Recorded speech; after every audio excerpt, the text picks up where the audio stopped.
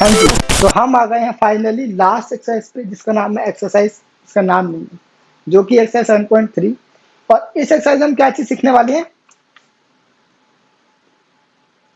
Interest के बारे में। मैं तुम्हें बताया था, ये इंटरेस्ट वो इंटरेस्ट नहीं है कि मेरा फुटबॉल में इंटरेस्ट है या मेरा मैथ्स में, मेरा इंग्लिश में, वो नहीं है। ये इंटरेस्ट है जिसे हम बोलते हैं हिंदी में ब्याज। ये या लिखा है ये, ठीक है। मेरी हैंड राइटिंग थोड़ी खराब है, पता है। अब मैं तो बताया था, इंटरेस्ट निकालने के बेसिकली दो तरीके होते हैं, ठीक है। एक तरीका मेरे पास होता है जिसे हम बोलते हैं सिंपल इंटरेस्ट। जैसा इसका नाम है वैसा ही ये होता है, बहुत ही सिंपल होता है। और दूसरा होता है कंपाउंड इंटरेस्ट। जैसा इसका नाम है वाकई में ये वैसा ही होता है, बहुत ही कॉम्प्लेक्स होता है, ठीक है। पर जब हम कभी इंटरेस्ट हमें मिलना होता है तो हम हमेशा चाहते हैं कि हमें कंपाउंड होके इंटरेस्ट मिले। बट जब कभी हमें देना होता है, किसी चीज पे इंटरेस्ट देना है, तो हमेशा सोचते हैं कि हमें सिंपल इंटरेस्ट देना पड़े। इसका मतलब क्या है कि सिंपल इंटरेस्ट की वैल्यू हमेशा कम होती है as compared to compound interest की वैल्यू। अब ध्यान रखना, ये वैल्यू जो कम ज्यादा होती है 1 साल के बाद ही आती है। 1 साल में कोई फर्क नहीं पड़ता, चाहे तुम इससे लो चाहे उससे लो, बात नहीं पड़ जाती है। बट 2 साल, 3 साल, 4 साल, 10 साल अगर हम इसकी वैल्यू निकालें तो सिंपल इंटरेस्ट की value as compared to compound interest बहुत कम होती है, ठीक है। अब ये कैसी होती है, क्या होती है, पहले वो समझते हैं, ठीक है। इसको निकालते कैसे हैं, इसको तुम करो इग्नोर। कैसे निकालते हैं मैं तो सिंपली समझाऊंगा, ठीक है। अब देखो, सिंपल इंटरेस्ट का मतलब क्या होता है। मान लो मैंने एक बैंक में डिपॉजिट कराया, ठीक है, तो जिसे हम बोलते हैं प्रिंसिपल। तो मेरा प्रिंसिपल अमाउंट होता है ₹1000। बहुत ही सिंपल और बेसिक एग्जाम्पल है ये, ठीक है। मैंने दो बैंक में कराया, एक है मेरा SBI, एक है मेरा PNB, ठीक है। SBI मेरे को देता है सिंपल इंटरेस्ट, PNB मेरे को देता है कंपाउंड इंटरेस्ट, ठीक है। तो मैंने दोनों में हजार हजार रुपए का डिपॉजिट करवा दिया, ठीक है।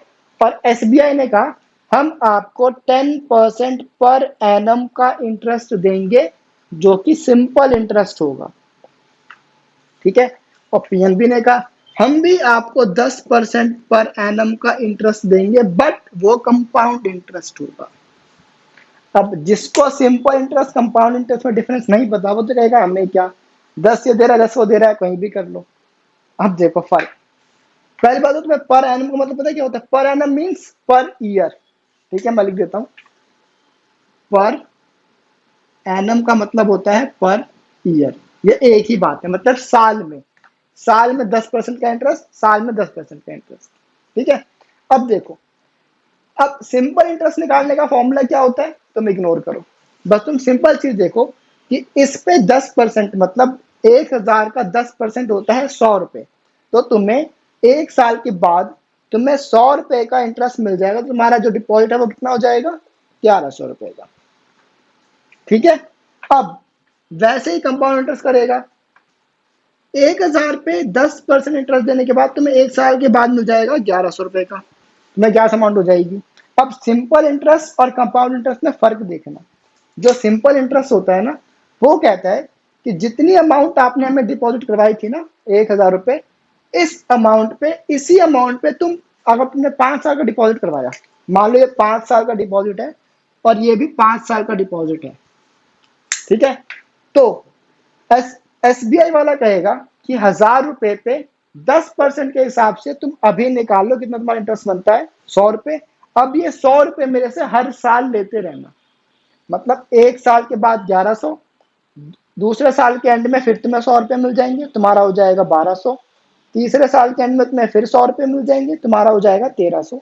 ऐसे ही तुम्हें मिलता रहेगा, ठीक है। मतलब सिंपल इंटरेस्ट में क्या होता है, जो हमने प्रिंसिपल अमाउंट डिपॉजिट कराया उस पे ही वो इंटरेस्ट निकाल लेते हैं, और वो सेम इंटरेस्ट की इंस्टॉलमेंट हमें बार बार बार बार साल भर, 5 साल, 10 साल तक देते रहते हैं। ये होता है simple interest. But compound interest थोड़ा सा अलग होता है। कंपाउंड इंटरेस्ट क्या कहता है, आपने हमें शुरू में दिए 1000 रुपए, ठीक है। हमने आपको 1 साल के बाद 1000 पे इंटरेस्ट दिया, 1100 रुपए हो गए। अब अब देखो तुमने क्या करा। अब जो तुम्हारा ये 100 रुपए का जो इंटरेस्ट था, ये तुमने निकाला नहीं, ये तुम्हारा बैंक में ही पड़ा हुआ है। तो अब 1 साल के बाद तुम्हारे बैंक में हो गए 1100 रुपए। तो अब कंपाउंड इंटरेस्ट तुम्हें 1000 रुपए पे इंटरेस्ट नहीं देगा, वो तुम्हें 1100 पे इंटरेस्ट देगा। दैट मीन्स तुम्हें दूसरे साल के एंड पे इंटरेस्ट मिलेगा 110 रुपए का। समझे? तो 2 साल के बाद तुम्हारी उसके पास अमाउंट कितनी हो जाएगी? 1210 की। ये फर्क होता है कंपाउंड इंटरेस्ट में। कंपाउंड इंटरेस्ट क्या करता है? कंपाउंड इंटरेस्ट तुम्हें उस इंटरेस्ट अमाउंट पे भी इंटरेस्ट देता है। बाकी सिंपल इंटरेस्ट करता था, सिंपल जो तुमने प्रिंसिपल अमाउंट जमा कराई, इसी पे एक बार उसने इंटरेस्ट काटा और ये सेम अमाउंट तुम्हें 5 साल तक देता रहेगा, 100 100 100 100। बट कंपाउंड इंटरेस्ट ऐसे नहीं करता। कंपाउंड इंटरेस्ट तुम्हें इंटरेस्ट पे भी इंटरेस्ट देता है। अब तुम 2 साल के बाद देखो, मेरे पास अमाउंट कितनी 1210 हो गई। अब 2 साल के बाद तुम्हें इंटरेस्ट मिलेगा, वो 110 रुपए नहीं मिलेगा, वो तुम्हें 1210 रुपए का 10% मिलेगा। दैट मीन्स तुम्हें मिलेगा 121 रुपए का इंटरेस्ट। तो ये तो आपको जाएगा 1331। समझ रहे हो? अब तीसरे साल के बाद तुम्हें मिलेगा इस अमाउंट पे इंटरेस्ट, ना कि 1000 पे। सिंपल इंटरेस्ट में 1000 पे इंटरेस्ट हर बार देता था, बट ये 1000 पे देगा। जितना पड़ा है उसके पास उस पर फिर से इंटरेस्ट निकालेगा और फिर से इंटरेस्ट देगा। समझे? तो इसीलिए कंपाउंड इंटरेस्ट की अमाउंट हमेशा ज्यादा आती है as compared to simple interest. I hope तुम्हें समझ आ गया। ठीक है? अब सिंपल इंटरेस्ट निकालने का एक फॉर्मूला होता है, उसे हम क्या बोलते हैं? कहाँ पे लिखे? यहाँ लिख दो ऊपर। ये होता है P into R into T upon में 100, जिसमें P is the principal amount, R is the rate of interest and T is the time divided by 100। Time is 2 साल, 3 साल, 4 साल, इस तरीके से। कंपाउंड इंटरेस्ट का फॉर्मूला थोड़ा सा बढ़िया होता है। और एक बात और, यहाँ से तो मिलती है सिर्फ इंटरेस्ट की वैल्यू। अब अगर तुम्हें अमाउंट निकालनी हो, मतलब तुम्हें इसकी हेल्प से तुम्हें सिर्फ ये 100 रुपए की वैल्यू मिलेगी। ठीक है? अब अगर तुम्हें कंपाउंड इंटरेस्ट निकालना है तो वो कैसे आता है? प्रिंसिपल इंटू में 1 प्लस आर बाय 100 की पावर n। ये n समझ लो या तुम इसे t समझ लो, एक ही बात है। t इज द टाइम, कितने सालों के लिए तुमने डिपॉजिट कराया, वो इस तरीके से आता है। ये फॉर्मूला है, फॉर्मूला देके घबराने की कोई जरूरत नहीं है। जब हम क्वेश्चंस करेंगे तब मैं तुम्हें फॉर्मूले में किस तरीके से क्वेश्चंस करने हैं सब तुम्हें करवाऊंगा। ठीक है? टेंशन की कोई जरूरत नहीं है। अब आई होप तुम्हें कंसेप्ट समझ आ गया है, सिंपल इंटरेस्ट क्या होता है, किस तरीके से वो कंपाउंड इंटरेस्ट से डिफरेंट होता है। ठीक है? अब अगर तुम्हें ये चीज नोट करनी है, मैं तुम्हें पर्सनली कह रहा हूँ इसको नोट कर लो, तुम्हें रेफर करने में बहुत आसानी होगी। तुम सिंपल लैंग्वेज में लिख लो, सिंपल इंटरेस्ट ऐसा इंटरेस्ट होता है जो हमें प्रिंसिपल अमाउंट पे ही, जो हमने प्रिंसिपल डिपॉजिट करवाया इनिशियली, उसी प्रिंसिपल पे हमें रेट ऑफ इंटरेस्ट बार बार मिलता है, उसी प्रिंसिपल अमाउंट पे। बट कंपाउंड इंटरेस्ट हर बार नई वैल्यू पे मिलता है, जितना हमने प्रिंसिपल कराया उस पे इंटरेस्ट आया, फिर जो अमाउंट आई, अब नेक्स्ट कंपाउंड इंटरेस्ट हमें इस अमाउंट पे मिलेगा, फिर ऐड होगा, फिर नीचे, फिर उस पे मिलेगा। बट सिंपल इसमें जो हमने पहले करा दी इसी पे बार बार मिलता रहेगा। क्लियर है? तो बस अब इसे नोट कर लो, फिर हम बढ़ते हैं आगे 7.3 की तरफ। ठीक है? हो जाओ शुरू। हाँ जी। तो मैं सोच रहा हूँ तो मैं क्वेश्चन स्टार्ट करवाने से पहले एक एग्जांपल करवा दूं, जिसमें मैं तुम्हें वैल्यूज को कंपेयर करके दिखा दूं, ताकि तुम्हें अंडरस्टैंडिंग थोड़ी सी और बेटर हो जाए। ठीक है? तो मैं अपनी तरफ से क्वेश्चन दे रहा हूँ, ध्यान से सुनना। मेरे पास दो चीजें हैं, एक प्रिंसिपल अमाउंट है कितने की? 10,000 की। ठीक है? टाइम है मेरे पास 3 इयर्स का। ठीक है? और रेट ऑफ इंटरेस्ट है मेरे पास 10% का, परसेंट पर एनम। ठीक है? इसमें मेरे को क्वेश्चन कैसा आएगा? Calculate the amount received after 3 years by simple interest and compound interest. आता है बाय कंपाउंडेड एनुअली, इस तरीके से आता है, बट स्टेटमेंट को इग्नोर करो, मतलब क्वेश्चन है वो समझो। क्वेश्चन है प्रिंसिपल अमाउंट ये है, टाइम 3 साल का, और rate of interest 10% per annum. अब इसी में मेरे को बताओ, अगर मैं 3 साल के लिए ये डिपॉजिट करवाता हूँ पैसे 10,000 रुपए सिंपल इंटरेस्ट पे और कंपाउंड इंटरेस्ट पे, तो मुझे कितनी वैल्यू मिलेगी, कितना पैसा मुझे मिलेगा, मैं वो बताऊंगा। ठीक है जी? तो यहाँ पे आ जाओ। यहाँ मैं कर रहा हूँ सिंपल इंटरेस्ट से और यहाँ पे मैं करूंगा कंपाउंड इंटरेस्ट से। ठीक है? पर मैं तुम्हें एक बार बताना था ना कि यहाँ से मेरे को अमाउंट मिलती है इंटरेस्ट, वो तुम छोड़ दो लास्ट क्लास में, वो तुम्हें अब लास्ट क्लास में नहीं, अभी 2 महीने पहले ही। अब वो चीज़ भी समझ आएगी मैं क्या कहना चाह रहा था। ठीक है, तो सिंपल इंटरेस्ट का फॉर्मूला क्या होता है, पी आर, या सिंपली लिखते हैं P into R into T by 100। ठीक है, तो सिंपल इंटरेस्ट आफ्टर 3 इयर्स कितना हो गया, प्रिंसिपल है 10,000 इंटू में रेट है 10% का और टाइम है 3 साल का, डिवाइडेड बाय 100। या फॉर्मूला होता है तुम्हें याद करना है। तो कितना हो जाएगा, ये 2 जीरो से 2 जीरो कट जाएंगे, आंसर हो जाएगा 1 1 2 3 इंटू में 3, दैट इज 3,000 रुपए। ये तुम्हारे पास आ जाएगी सिंपल इंटरेस्ट की वैल्यू। बट क्वेश्चन ने कहा कि उसे कितनी अमाउंट मिलेगी 3 साल के बाद। ये तुम्हें इतना इंटरेस्ट मिलेगा, ठीक है, जब तुम 3 साल के बाद लेने जाओगे पैसे तो वो तुम्हें इंटरेस्ट देगा, और जो तुमने अमाउंट डिपॉजिट करवाई थी वो भी तुम्हें वापस मिलेगी ना, ठीक है, बस इंटरेस्ट दे जाओ, प्रिंसिपल हमने दे रहे, सिंपल सी बात है। तो अमाउंट कैसे निकलती है, प्रिंसिपल प्लस सिंपल इंटरेस्ट, जो हमने जमा कराया वो और जो हमें इंटरेस्ट मिला वो, तो ये क्या हो जाएगा 10,000 प्लस 3,000, तो तुम्हारे पास आंसर हो जाएगा 13,000। क्लियर है, इस तरीके से हम निकालते हैं सिंपल इंटरेस्ट जब मिलता है तब। अब देखो जब कंपाउंड इंटरेस्ट मिलता है, ध्यान से सुनना, इसका फॉर्मूला क्या होता है, ये हमें डायरेक्ट अमाउंट की वैल्यू निकाल के देता है। ये फॉर्मूला अमाउंट की वैल्यू क्या हो जाएगी, पी 1 प्लस आर बाय 100 की पावर एन, या तुम इसे बोल सकते हो टी, कोई फर्क नहीं पड़ता। एन और टी डिनोट करता है नंबर ऑफ ईयर्स या टर्म, ठीक है, तो मैं बेसिकली एन ही लिखूंगा, बिकॉज फॉर्मूला में एन ही होता है, तो हम भी एन लिखेंगे। मतलब बता दिया N is nothing but time, time duration, जितने साल के लिए वो डिपॉजिट होता है। तो आ जाओ जी देख लेते हैं, प्रिंसिपल इज 10,000, तो 10,000, अब 1 प्लस आर कितना है हमारे पास, रेट, रेट कितना है हमारे पास, ये 10% का, तो 10 बाय 100 की पावर 3, ठीक है, ये हो जाएगा 10,000 इंटू में 1, अच्छा इसको काट दो, ये 1 जीरो से 1 जीरो कट गया, कितना बचेगा 1 प्लस 1 बाय 10 की पावर 3, ठीक है। अब आ जाओ इसको हम एलसीएम लेकर सॉल्व कर लेते हैं, तो 10 और 1 का एलसीएम आ जाएगा 10, तो 1 10 जा 10, तो 10 1 जा 10 प्लस 1 की पावर 3, साथ में 10,000 चलता रहेगा, तो 10,000 इंटू में 11 बाय 10 की पावर 3, ठीक है। अब इसको सॉल्व कर दो, 10,000 इंटू में 11 इंटू में 11 इंटू में 11 डिवाइडेड बाय 3 डिवाइड बाय 10 10 10, ठीक है, तो 1 2 3 1 2 3 0 कैंसिल, हमारा आंसर बनेगा 11 10 इंटू में 11 इंटू में 11 इंटू में 11, तो इसका आंसर आएगा, यहाँ पे लिख देता हूँ।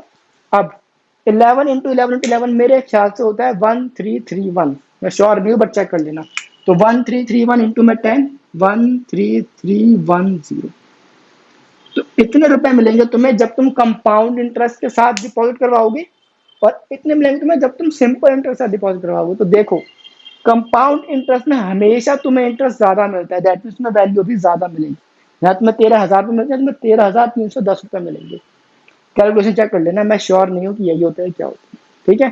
तो 11 का स्क्वायर होता है 121, तो 121 इंटू में 11 ये होगा बेसिकली 121 क्रॉस 121 1331 में आएगा, ठीक है। आई होप अब तुम्हें बहुत ही अच्छे से समझ आ गया है कि क्या फर्क होता है, कैसे निकाला जाता है, फॉर्मूले में वैल्यू कैसे डालते हैं, किस तरीके से कैलकुलेशन की जाती है, ठीक है जी, ओके। अब हम बढ़ते हैं आगे एक्सरसाइज 7.3 की तरफ, डन है जी, नोट करना है तो कर लो, वरना 7.3 सॉल्व करने वाले हैं। हाँ जी, तो आप स्टार्ट करें 7.3। क्वेश्चन 1 कहता है the population of a place increased to 54,000 in 2003। अच्छा, मैंने तुम्हें इसकी एप्लीकेशन भूल गया बताना कि कंपाउंड इंटरेस्ट कब यूज होता है, कैसे होता है। तो बेसिकली ना कंपाउंड, देखो तुम्हें ना ये चीज समझनी पड़ेगी, जब क्वेश्चन में आता है कि सिंपल इंटरेस्ट लग रहा है, मतलब एक फिक्स अमाउंट पे एक सर्टेन इंक्रीज हो रहा है, मतलब इंक्रीज की अमाउंट नहीं बढ़ रही है, वो इंक्रीज उतने से ही होता जा रहा है, तब हमेशा सिंपल इंटरेस्ट लगता है। और जब इंक्रीज सर्टेन नहीं है, फिक्स्ड नहीं है, तब हम लगाते हैं कंपाउंड इंटरेस्ट, ठीक है। अब देख लेते हैं क्वेश्चन क्या कहता है, या तो मैं सिंपल लैंग्वेज बताऊं कैसे, तुम्हें समझ नहीं आएगा, तुम छोड़ो, ऐसे कर लो, ठीक है। तुम सिंपल समझ, जब भी पॉपुलेशन बढ़ती है तो तुम्हारा क्या बढ़ता है, जब भी पॉपुलेशन बढ़े तुम्हारे कंपाउंड इंटरेस्ट में पॉपुलेशन बढ़ती है, तुम ये समझना, बात बताओ। अब आ जाओ क्वेश्चन नंबर 1 क्या कहता है, The population of a place increased to 54,000 in 2003, मतलब 2003 में पॉपुलेशन 54,000 हो गई है बढ़ने के बाद, at a rate of 5% per annum, मतलब रेट हमें कितना दे रखा है 5% per annum means per year. तो find the population in 2001, question कहता है कि एक तो हमें 2001 में जो पॉपुलेशन थी वो बता दो, और दूसरा what would be its population in 2005, और 2005 में कितनी पॉपुलेशन होगी वो बता दो। तो दो क्वेश्चन है इसमें, एक तो 2001 2005। तो फिलहाल तुम 2001 का पार्ट करो इग्नोर, हम पहले ये वाला पार्ट करते हैं, फिर मैं तुम्हें वो बताऊंगा, ठीक है। तो हम इतने पार्ट में कर देंगे 2001 का, वहां कर देंगे 2005, ठीक है। अब देखो 2003 से 2005 पे जाना है, दैट मीन्स टाइम कितना है 2 साल का। तो सेकंड पार्ट के लिए मेरे पास पी कितना हो जाएगा 54,000, रेट मेरे पास कितना है 5%, और पर एनम जरूर लिखना, टाइम मेरे पास हो जाएगा कितना 2003 से 2005, मतलब 2 साल, 2 इयर्स, ठीक है। अब हमें निकालनी है पॉपुलेशन आफ्टर 2 इयर्स सिंपली। तो पॉपुलेशन आफ्टर 2 इयर्स क्या हो जाएगी, सिंपल पी 1 + r/100 की पावर n। मैं तो ये बताया पॉपुलेशन जब भी बढ़ती है तो कंपाउंडेड बढ़ती है, तो ये जाएगा 54,000। अब 1 + रेट कितना है मेरे पास 5, 5/100 की पावर n इज व्हाट 2, ठीक है। अब ये काट दो, 5 1 5, 5 2 10, 20, तो 54,000 1 + 1/20 की पावर 2। अब इसका ले लो एलसीएम, तो 20 और 1 का एलसीएम क्या होता है 20, तो ऊपर जाएगा 20 + 1 की पावर 2, तो 54,000 21/20, 21/20 का स्क्वायर है तो 2 बार मल्टीप्लाई हो जाएगा, वो मैंने कर दिया, ठीक है। तो 0 से 0 कैंसिल, 0 से 0 कैंसिल, 2 में जाएगा ये 2 2 ज़ा 4, 14 7 ज़ा 0, फिर 2 से कट जाएगा 1 ज़ा, फिर 3 ज़ा 6, 5 ज़ा 10। तुम्हारा बेसिकली आंसर कितना आएगा 135 इंटू में 21 इंटू में 21, ये तुम्हारा आंसर हो जाएगा, करके देखेंगे डोंट वरी। तो 21 इंटू 21 क्या हो जाएगा 1 1 ज़ा 1, 1 2 ज़ा 2 कैंसिल, 2 1 ज़ा 2, 2 2 ज़ा 4, 4 4 1। अब इसको मल्टीप्लाई करना है 135 से, तो 441 इंटू 135, 5 1 ज़ा 5, 5 4 ज़ा 20, 5 20 और 2 22, क्रॉस 3 1 ज़ा 3, 4 3 ज़ा 12, 12 और 1 13, क्रॉस क्रॉस 1 4 4, तो 5 3 2 और 2 5, 4 3 7 2 9 और 5 5 9 5 3 5। एक बार कैलकुलेशन अपने एंड पे भी चेक कर लेना, ठीक है। अब देखो हमने किया क्या, प्रिंसिपल अमाउंट या प्रिंसिपल पॉपुलेशन हमारे पास थी 54,000 54,000। अब वो पॉपुलेशन 5% पर एनम बढ़ रही है कंपाउंड इंटरेस्ट पे, हमें बताना है कि 2 साल के बाद कितनी पॉपुलेशन हो जाएगी। तो हमने सिंपली 2 साल का निकाला, प्रिंसिपल लिया 54,000, फिर 1 + r/100 5/100 करा, काट पीट के जो हमारा आंसर है वो हमने लिख दिया। अब अगर किसी बच्चे को इस स्टेप में प्रॉब्लम आई है तो बेटा एलसीएम लेना तुम्हें आना चाहिए, फिर से देख लो एलसीएम कैसे लेते हैं। ये हमने करा है, कहाँ पे कर दूं मैं इसे, यहाँ करता हूँ, चलो 1/1 + 1/20, ठीक है। ध्यान से सुन लो, ये एलसीएम 20 और 1 का एलसीएम होता है 20। अब 1 को किससे मल्टीप्लाई करें जो 20 बन गया 20 से। अब अगर मैं डिनोमिनेटर को चेंज करता हूं तो मेरे को उतने ही पार्ट से न्यूमरेटर को भी इंक्रीज करना पड़ता है, ठीक है। तो क्योंकि मैंने डिनोमिनेटर को 20 से मल्टीप्लाई करा, इसीलिए मुझे न्यूमरेटर को भी 20 से मल्टीप्लाई करना पड़ेगा। तो 20 × 20 + 1, तो तुम्हारा जाएगा 21/20, ठीक है। ये बड़ा बेसिक है, तुम्हें आना चाहिए। अब जरा क्वेश्चन देखो फर्स्ट पार्ट, मेरे को ना उसके लिए इरेज करना पड़ेगा, तुम्हें नोट करना है तो कर लो, वो तो रहेगा, बस ये पार्ट इरेज कर रहा हूँ मैं, ठीक है। 1 सेकंड रुको, हाँ जी अब आ जाओ, फर्स्ट पार्ट हम यहीं से कर रहे हैं। अब फर्स्ट पार्ट कहता है कि 2001 में उसकी कितनी पॉपुलेशन थी जो कि 5% पे 2 साल बढ़ी, तो वो 54,000 2003 में हो गई, ठीक है। तो मैंने क्या किया, लेट पॉपुलेशन इन 2001 को मैंने ले लिया पी, ठीक है।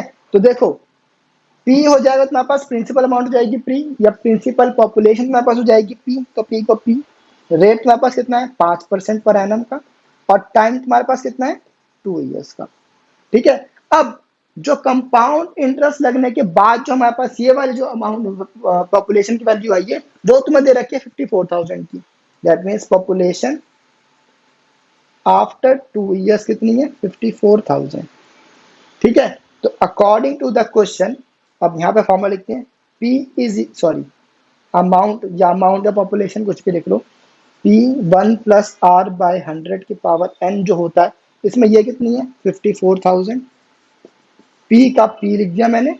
अब 1+r/100 मतलब क्या, 1+5/100 की पावर 2। अब हमें पी की वैल्यू निकालनी है और आराम से आ जाएगी। ठीक है, तो 54,000 is equal to P, cut जाएगा, ये तो हमारा सेम ये बन जाएगा 21/20 आ जाएगा। ठीक है, अब बस उल्टा ऊपर नीचे हो जाएगा। अब p के साथ 20 और 20 डिवाइड हो रहे हैं तो वहां पर जाके मल्टीप्लाई हो जाएगा। तो 54,000 इंटू में 20 इंटू में 20, 21 p के साथ मल्टीप्लाई हो रहा है तो वहां पर जाके डिवाइड हो जाएगा। तो 21 into 21 that is equal to p। अब बस तुम्हें इसे सॉल्व करना है। अब मैं कैसे सॉल्व करूंगा, कैलकुलेटर से। तो एक सेकंड रुक जाओ। हाँ जी, तो जब मैंने कैलकुलेटर से डिवाइड किया तो इसका आंसर आता है 48,979.59। अब ना जरा अपनी कॉमन सेंस लगाओ, कभी भी कोई भी आदमी 0.59 हो सकता है? या तो आदमी होगा या तो आदमी नहीं होगा, आधा आदमी हो ऐसा कभी हो सकता है?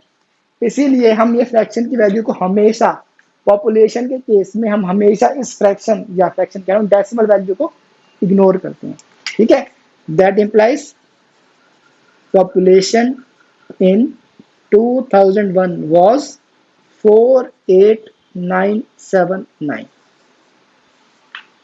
क्लियर है? आई होप में क्लियर हो गया है। अब जल्दी से इसको नोट कर लो, फिर हम बढ़ते हैं क्वेश्चन नंबर 2 पे। क्वेश्चन नंबर 2 और 3 बहुत आसान है। ठीक है, शुरू होता है जल्दी से। हाँ जी, तो अब हम स्टार्ट करते हैं क्वेश्चन नंबर 2। क्वेश्चन नंबर 2 कहता है, in a laboratory the count of bacteria in a certain experiment was increasing at the rate of 2.5% per our. तो क्या कहता है कि देखो इसमें ना बैक्टीरिया का नंबर बढ़ रहा है, मतलब इनडायरेक्टली या किसी और में कहा जाए तो एट द एंड उस बैक्टीरिया की पॉपुलेशन ही बढ़ रही है, सिंपल लैंग्वेज में कहा जाए तो, है ना। तो क्या है देखो, तो वो जिस रेट से बढ़ रहा है वो कितना है 2.5% पर आवर, हर 1 घंटे में इतना बढ़ रहा है।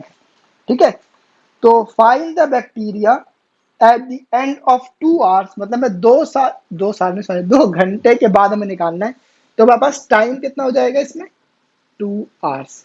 ठीक है, तो 2 घंटे के बाद कितना बैक्टीरिया बढ़ता है if the count was initially mean starting में काउंट का 5,06,000, मतलब इनमें पी दे रखा है। ठीक है जी, क्वेश्चन कहता है कि अगर इनिशियली इतने बैक्टीरिया था और वो हर घंटे में 2.5% बढ़ रहा है, तो बताओ 2 घंटे बाद कितना हो जाएगा। तो देख लो सॉल्यूशन क्या हो जाएगा। अमाउंट लिख दो या सिंपल लिख दो तुम, बैक्टीरिया आफ्टर 2 आवर्स, ये क्या हो जाएगा P 1+r/100 की पावर n। ठीक है जी, तो ये क्या हो जाएगा P इज 5,06,000 और 1+r इज 2.5/100 की पावर 2, बिकॉज n में 2 आवर्स हो जाएगा। ठीक है, तो ये तुम्हारे कितने पे कटेगा, 1 जा 2 जा 4, नहीं सॉरी 4 पे कटेगा, ये 40 इसका आंसर आएगा। ठीक है, काट के देखना 40 आएगा, मेरे को पता है। तो 506,000 1+1/40 की पावर 2। ठीक है, अब इसका ले लो एलसीएम, तो एलसीएम 40 हो जाएगा तो ऊपर 40% 41 हो जाएगा इसकी पावर 2। तो 506,000 इन, अरे तो एलसीएम 40, 40+1 की पावर 2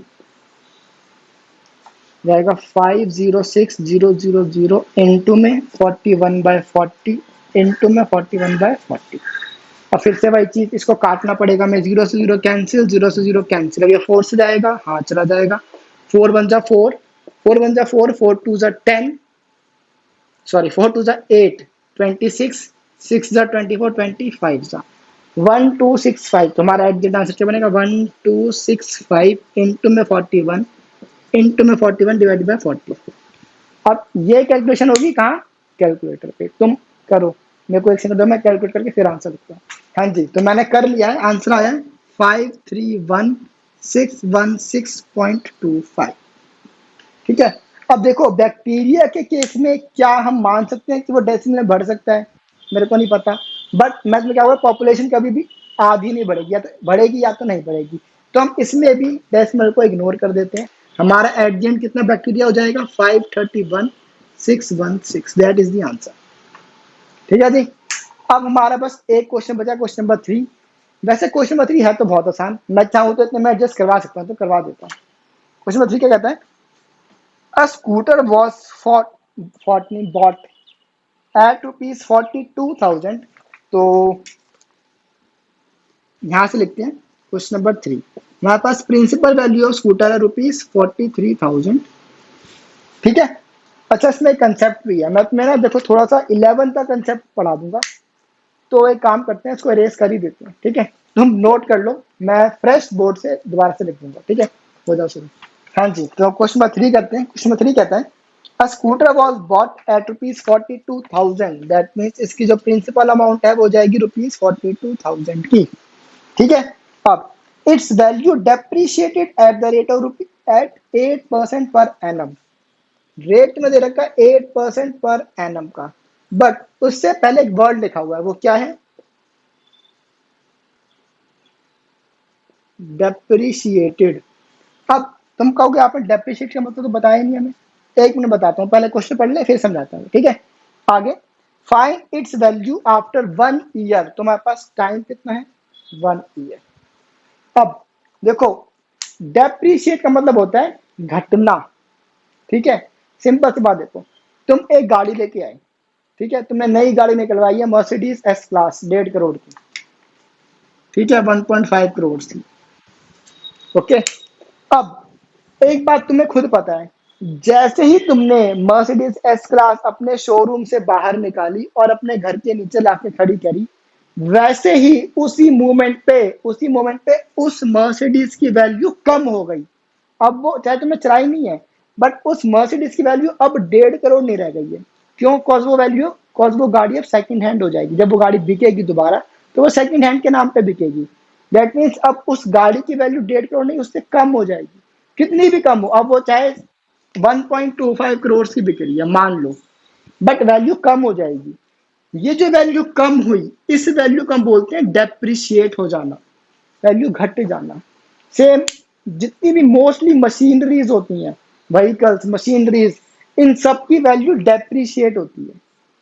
वैसे ही एक डेप्रिशिएट का अपोजिट होता है जिसे हम बोलते हैं एप्रिशिएट। ये क्या होता है? अब तुमने एक जमीन खरीदी। ठीक है, वो तुमने जमीन खरीदी 10 करोड़ की। आज तुमने कोई जमीन खरीदी 10 करोड़ की। अब तुम जरा कॉमन सेंस लगा के बताओ, आज से 5 साल के बाद क्या वो जमीन की वैल्यू 10 करोड़ रहेगी, या कम हो जाएगी, या बढ़ जाएगी? ऑब्वियसली बढ़ जाएगी। तो लैंड बेसिकली एप्रिशिएट होती है, मतलब लैंड की वैल्यू हमेशा बढ़ती है, उसे हम बोलते हैं एप्रिशिएट होना। और डेप्रिशिएट मीन्स कम हो जाना। ठीक है, ये कुछ वर्ड्स हैं। ये जब तुम 11th में आओगे ना, जब तुम अकाउंट्स लोगे 11th में, अगर तुम कॉमर्स लेते हो तो अकाउंट्स एक सब्जेक्ट होता है। तो उस अकाउंट सब्जेक्ट में तुम डेप्रिशिएट और एप्रिशिएट को बहुत ही बढ़िया तरीके से पढ़ोगे। ये एक छोटी सी मैं तुम्हें इंट्रोडक्शन दे दिया, बेसिक चीज बता दी, डेप्रिशिएट क्या होता है, एप्रिशिएट क्या होता है। ठीक है, अब एक चीज और जान लो, डेप्रिसिएशन काटने के दो मेथड होते हैं। एक होता है SLM, जिसे हम बोलते हैं प्यार से। एक होता है WDV, प्यार से बोलते हैं इसे। ठीक है, इनकी फुल फॉर्म क्या है मतलब नहीं है, बता देता हूँ। SLM is straight line method, WDV is return down value method. अब तुम डिटेल मत जाओ। SLM इज बेसिकली जो भी सिंपल इंटरेस्ट की तरह होता है। ये सिंपल इंटरेस्ट में क्या करा, 10,000 तुमने डिपॉजिट कराया, 1,000 रुपये में तुमने इंटरेस्ट मिला, वही तुम्हें 1,000 रुपये इंटरेस्ट तुम्हें हर साल मिलता रहेगा। होता है ना ये सिंपल इंटरेस्ट में। तो सेम स्ट्रेट लाइन मेथड होता है। तुमने कोई मशीनरी खरीदी 50,000 की, तो तुम्हें 5,000 की डेप्रिसिएशन हर साल करती रहेगी, मतलब एक साल बाद 45,000, उसके 1 साल के बाद 40,000, उसके 1 साल के बाद 35,000, उसके 1 साल के बाद 30,000, ऐसे 5,000 उसकी हर साल करती रहेगी, डेप्रिसिएशन होती रहेगी। रिटर्न ऑन वैल्यू मेथड में क्या होता है, जैसे कंपाउंड इंटरेस्ट में होता है, तुम्हें हर साल डेप्रिसिएशन दोबारा से निकालनी पड़ती है। पहले साल 5,000 कटी, फिर 45,000 का कुछ परसेंटेज दोबारा कम होगा, फिर कम, इस तरीके से कम होता है। ठीक है, तो फिलहाल तुम्हारे कोर्स में ये सब नहीं है, तो तुम ध्यान रखना, जब भी तुम्हारे पास डेप्रिसिएटेड एसेट आएगा या डेप्रिसिएशन के नाम से कोई भी क्वेश्चन आ जाए, तुम्हें 1 साल का ही आएगा। तो अब तुमने ध्यान दिया था, देखो जब हमने सिंपल इंटरेस्ट और कंपाउंड इंटरेस्ट में अपने एक एग्जाम्पल क्वेश्चन करवाया था, तो जब तुमने 10,000 रुपये या 1,000 रुपये जब डाले थे, तो 1 साल के बाद तुम्हें सिंपल इंटरेस्ट में भी 1,100 रुपये मिले थे, और कंपाउंड इंटरेस्ट में भी तुम्हें 1 साल के बाद 1,100 रुपये ही मिले थे। सही कह रहा हूँ ना मैं? तो 1 साल के बाद, 1 साल का जब टाइम होता है ना, टाइम पीरियड होता है 1 साल, तो चाहे तुम कंपाउंड इंटरेस्ट करो चाहे सिंपल इंटरेस्ट करो, कोई फर्क नहीं पड़ता, दोनों से आंसर सेम आता है। ठीक है, बट बाई चांस तुम्हारे पास अगर वैल्यू बढ़ जाए टाइम की, तो मैं तो उसका आंसर दूंगा, टेंशन मत लो। उससे पहले मैं इसे इरेज कर रहा हूँ, फिर मैं क्वेश्चन करवाऊंगा और फिर तुम्हें आंसर दूंगा। ठीक है, कुछ तुम्हें नोट करना है तो कर ले। अब देखते हैं। ठीक है, अब क्वेश्चन कहता है कि 1 साल के बाद मशीनरी की वैल्यू कितने रह जाएगी। अब ध्यान देना, जब वैल्यू डेप्रिशिएट हो रही है, दैट मीन्स वैल्यू कम हो रही है। ठीक है, तो जब हम कंपाउंड इंटरेस्ट के अकॉर्डिंग इसको निकालते हैं, तो अमाउंट आफ्टर 1 ईयर, तो फॉर्मूला क्या होता है कंपाउंड इंटरेस्ट का, P1 प्लस R बाय 100 की पावर n, यही होता है ना। बट ये फॉर्मूला तब आता है जब वैल्यू इंक्रीज होती है, दैट मीन्स पॉपुलेशन बढ़ रही है, बैक्टीरिया की अमाउंट बढ़ती है, तब होता है। बैंक में जब डिपॉजिट करवाते हैं, तो उस इंटरेस्ट से हमारा डिपॉजिट बढ़ता है, तब हम लगाते हैं फॉर्मूला 1 प्लस R बाय 100 की पावर n। बट जब भी तुम्हारी पावर घटती है, पावर नहीं, जब भी तुम्हारी अमाउंट घटती है, डेप्रिसिएशन में अमाउंट घट रही है, कम हो रही है ना, तो हमारी वैल्यू प्लस नहीं होती, तो हमारी वैल्यू जाती है माइनस। बस इतना सा फर्क पड़ता है, ये बहुत ही मेजर फर्क है, इसलिए मैं इसको रेड पेन से दिखाता हूँ। 1 सेकंड रुको। अब ठीक है, माइनस, इस माइनस का बहुत बड़ा रोल है डेप्रिसिएशन में। कई बच्चे अंधों की तरह दिमाग की बत्ती बंद करके फॉर्मूला लगा देते हैं और करते जाते हैं। जब भी डेप्रिसिएशन होगा, मतलब अमाउंट कम होगी, और अमाउंट कम होगी तो फॉर्मूला चेंज हो जाएगा, 1 माइनस R बाय 100 हो जाएगा। अगर अमाउंट बढ़ रही है, क्वेश्चन में आता है डेप्रिशिएट नहीं अप्रिशिएट, दैट मीन्स अमाउंट बढ़ रही है, तो हम करते हैं 1 प्लस R बाय 100, जो नॉर्मल होता है वही होगा। ठीक है जी, अब आ जाओ, ये हो जाएगी। प्रिंसिपल कितना है, 42,000, 1 minus R is what, 8 by 100 की पावर 1, बस 1 ईयर है इसलिए 1 का बना जाएगा। तो 42,000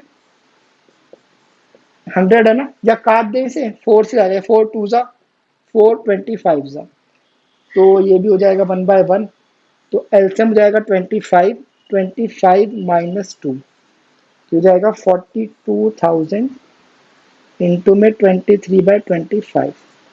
ठीक है, अब इसको मैं कैलकुलेट कर देता हूँ सीधा कैलकुलेटर से। तो इसका तुम्हारा आंसर आएगा ₹38,640। ठीक है, मतलब ये 42,000 की मशीनरी अगर 8% पर एनम से डेप्रिशिएट होती है, तो 1 साल के बाद इसकी वैल्यू जाती है 38,640। ये हमने निकाला है बाय यूजिंग कंपाउंड इंटरेस्ट वाला फॉर्मूला। बस हमारे फॉर्मूले में वैल्यू माइनस हो गई है, क्यों? बिकॉज मशीनरी की वैल्यू कम हो रही है, इसलिए हमने माइनस कर दिया। अगर तुम चाहो तो 1 साल की वैल्यू तुम सिंपली सिंपल इंटरेस्ट से भी निकाल सकते हो, बिकॉज कोई फर्क नहीं पड़ता, मैं तुम्हें निकाल के भी दिखाऊंगा। देखो अब सिंपल इंटरेस्ट से करते हैं। फॉर्मूला क्या होता है, पी आर टी भी तुम कह सकते हो, कोई फर्क नहीं पड़ता, P into R into T by 100 हो जाएगा क्या, principal is 42,000, R is what 8 into में टाइम 1 बाय 100, ये कट जाएगा, तो आंसर आएगा 8 0 0, 8 2 16, 8 4 32, 32 और 1 33। तो 3360 को तुम्हारे पास सिंपल इंटरेस्ट नहीं होगा, ये तुम्हारे पास डेप्रिशिएटेड वैल्यू आएगी तुम्हारे पास, ये जाएगी डेप्रिशिएटेड अमाउंट या डेप्रिशिएटेड वैल्यू।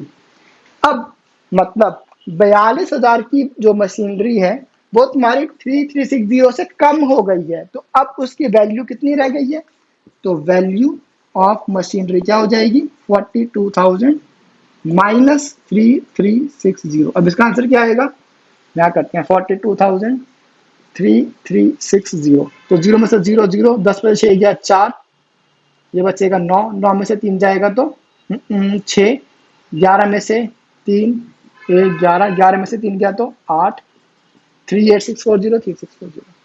समझे? तो जो तुम्हें अच्छा लगे, जब 1 साल की बात होती है तब तुम चाहे कंपाउंड इंटरेस्ट के फॉर्मूले से करो, चाहे तुम सिंपल इंटरेस्ट से करो, कोई फर्क नहीं पड़ता है।